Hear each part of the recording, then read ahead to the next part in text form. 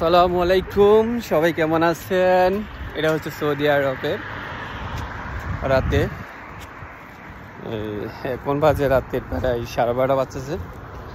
আজকে রান্না করতে ভালো লাগতেছে না, সেই কারণে দোকান থেকে একটু নাস্তা দিয়ে গেছি। আসলে আমি লোড পারতেছি, দেখেন গাড়ি কি স্পিড আসতেছে। আসলে এখানে হচ্ছে যত আপনি দ্রুত লোড পার হতে পারবেন তত আপনার জন্য খুব উপকার। কেন জানেন?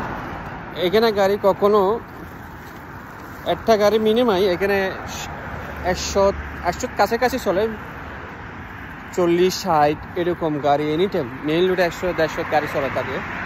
তারপরে আমার পিছে দেখেন, আমি রোডে মাঝখানে একদম, এই পাশের রোড এক পাশের রোড। তো আমি গেছিলাম নাস্তা আনতে আজকে। ওই সালাম আলাইকুম, এটা মাসিটি খুবই একটা ভালো মতো মানুষ। আসলে এক দেশে থাকলে আমার পাশে যেটা গাড়ি আছে দেখেন একদম দূরে, কিন্তু এখন কাছে চলে আসবে, সেই জন্য লোড এই দেখেন। সেই কারণে যত দূরতে আপনি এখান থেকে লোড পার হতে পারবেন সবচেয়ে এটা ভালো। আপনি যদি লোড পার যদি আপনি অ্যাস্টেল করে পারা হন তাহলে সেই জন্য আপনার জন্য বিপদ। তাই বলতেছি, এটা কারণে এই ভিডিওতে করলাম। সৌদি যারা আসতেছেন দেখবেন কখনো লোড পার হতে আপনি কখন লোড পার হবেন, অ্যাস্টেল করে কখন লোড পার হবেন না। এটার জন্য যদি অ্যাস্টেল করে লোড পার হন তাহলে আপনার জন্য বিপদ হতে পারে।